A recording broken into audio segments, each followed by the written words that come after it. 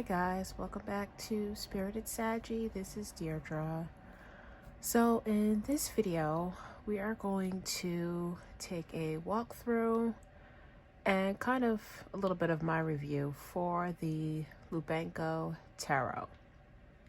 This is an independent deck by Emily Lubanko. This was a Kickstarter that I backed last year.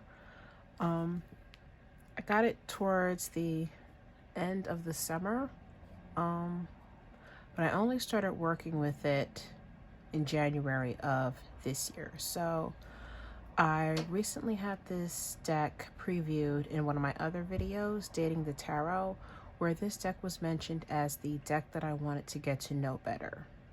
So the plan was to work with the deck kind of like around late spring, summer, around there. But after filming that video, I kind of got called to start working with it right away, which was fine. So this deck literally is coming right off of my altar, so the cards will not be in order, so bear with me on that. I really didn't feel like putting them back in order just for the video. I kind of just wanted to take it right out the box with the energy, you know, still raw, and show it to you guys and feature the images. The energy of this deck is very, very intense. It's not for everyone, and not saying that to, you know, sway anybody from getting the deck at all. But I really loved the energy of this deck. When I saw the images, it was very, very intense.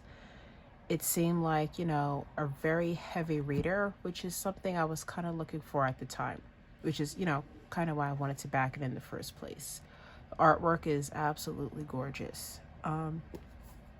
So it does come with a little white book, and I'll leave the info down below in the description box. If it's not available again to purchase, I do believe that it will be in the future. So I will double check that before I post this for you guys. Okay?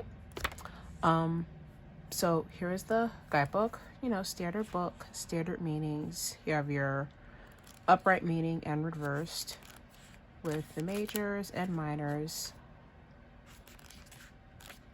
Okay, of course you get a little bit more exposition for the majors as normal, but the guidebook is very, very well written. So as we do on the channel, I'll go through the deck, pick a card, probably from the majors, maybe not, maybe one of the courts, maybe I'll do a court card, and read from the book so you guys can get an idea of what the writing is like for the deck, okay? So, but as I said, deck will not be in order, so I will try my best to take my time, go through each image so you guys can kind of sit with it for a little bit. I'm going to zoom in just a tad here. So yeah, like I said, the energy is, it's wild energy. It could be uncomfortable for some people, not for me. I was very, very comfortable working with this deck despite the imagery. Just like pulling these two cards here next to each other. So clearly with the Devil and the Queen of Wands, we have some very heavy animalistic energy going on here. One being the Devil, where, you know, animal energy is not being used for good, very indulgent with the pomegranate there. We're here at the Wands, it's more controlled. So it's really about, you know, the reader's state of mind, where they are, where their subconscious is in that time while they're doing the reading. So the colors are very, very hot. Even with the Judgment card, this, you know, it's very abstract. It's not your normal Judgment card. That's kind of what I like about it. You know, freeing yourself from one's limitations, vindicating oneself. It's nasty work. It's hellish work, and this card kind of represents that perfectly for me.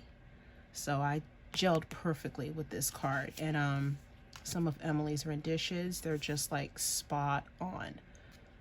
Like I said, some images are raw, they're very confronting, but you know, it sits well with me. I love, love, love this Empress card.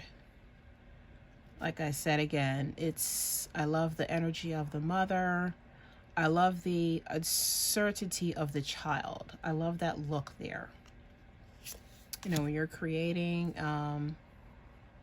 you don't, know always the steps of your creation, how it's going to go, what it's going to produce. So there's always that, feeling of, being uncomfortable, having doubts. And it's just represented very, very well.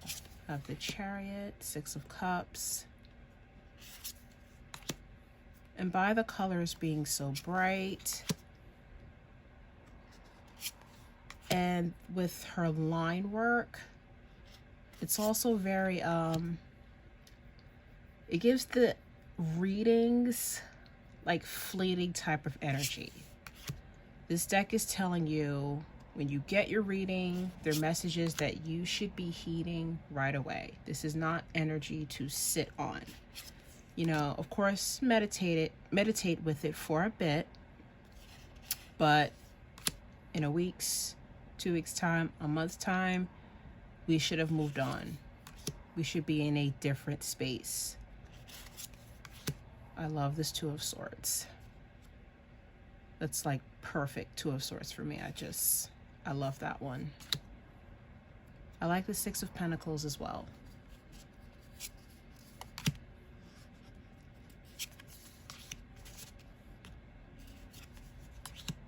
So a lot of the cards I did have to sit with one at a time before I started reading with it, just so I could get comfortable with my interpretations and not rely so much on the book's representations, even though the book representations are written very, very well.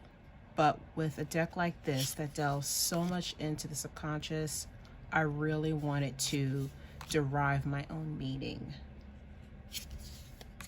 from this deck. So that's why, it took me a while. So pretty much January, I sat with each card. Took a couple of days, just like the King of Cups here.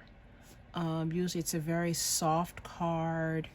This one, it's at first it was a little nightmarish to me. But then, thinking about the King of Cups, when confronting someone who has gone into the depths, they can seem intimidating to others that haven't. So that's just, something that I picked on, and, that's what I got from it. And it served well in my readings.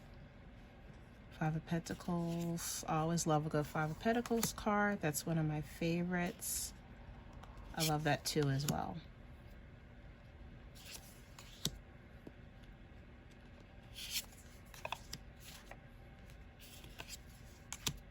And just the line work itself. Very jagged, very hard. Yes, there are soft lines, but it's still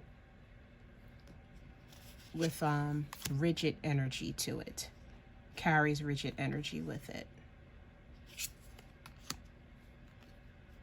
Six of Swords, another one that's my favorite. I like how getting the perception of the blades have already pierced the boat. Eight of Cups. This one I'll come back to. There were two cards that I really, really struggled with. That was one of them. I'll come back to it. The High Priestess. Nothing negative. Nothing negative. Love the King of Swords. It's also a gender fluid deck. If you're, someone who looks for that in their tarot decks. This is gender fluid. I mean, the meanings anyway could be gender fluid, but as far as the actual artwork, this actual artwork, very gender fluid.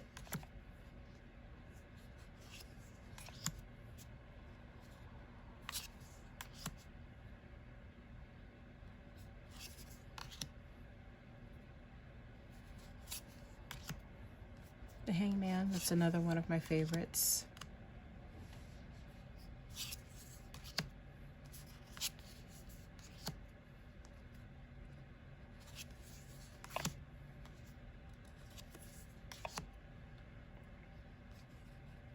It's another jarring image. Didn't deter me at all. I'm all for it. But someone who's not ready for this type of deck, an image like that, could sway them in the other direction. But this is part of what I loved about the deck, how it held nothing back. Just full on lovers when you're just fully thrown into the temptation and what can come of that. I like how that was represented.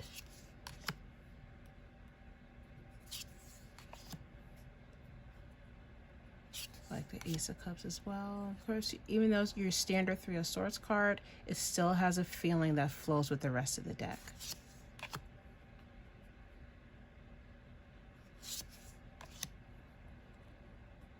Death card too, that's one of my favorites.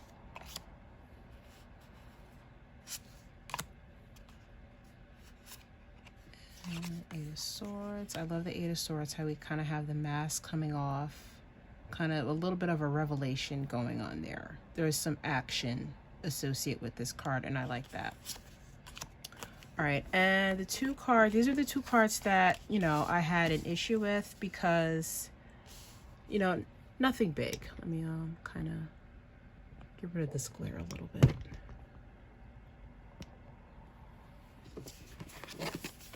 So yeah, these two cards, I just had a minor issue because each card looks like it should be the other image. So this looks like, for me, it should have been the Seven of Cups.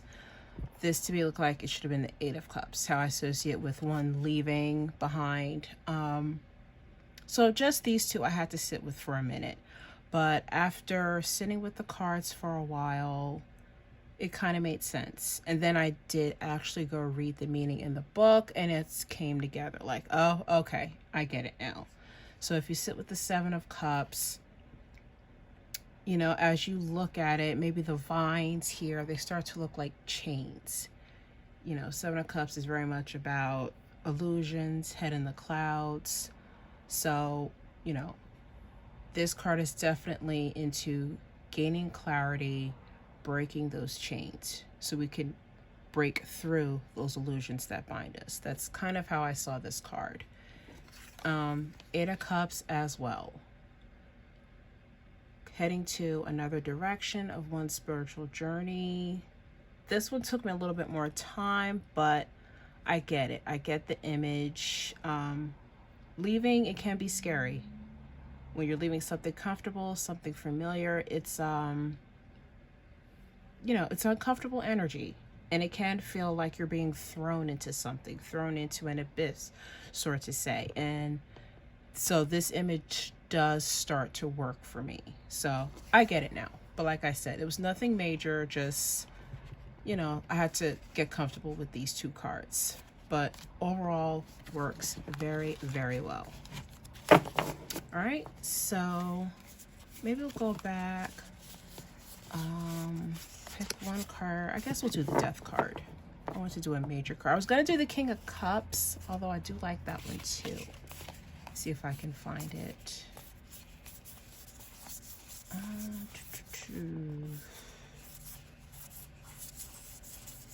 Let's see, I don't think I ever read the description for the King of Cups. I think that one I just kind of came up with my own meaning, but let's see what the book has to say. Let's see if I can find it. There it is. All right.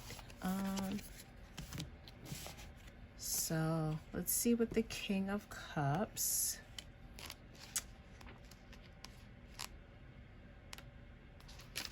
Okay, here we go. So King of Cups. Mastery over the deepest seas of creativity, emotion, and diplomacy.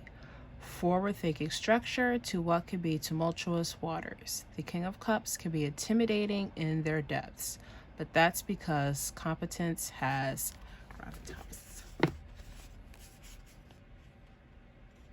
And then let's do Death too.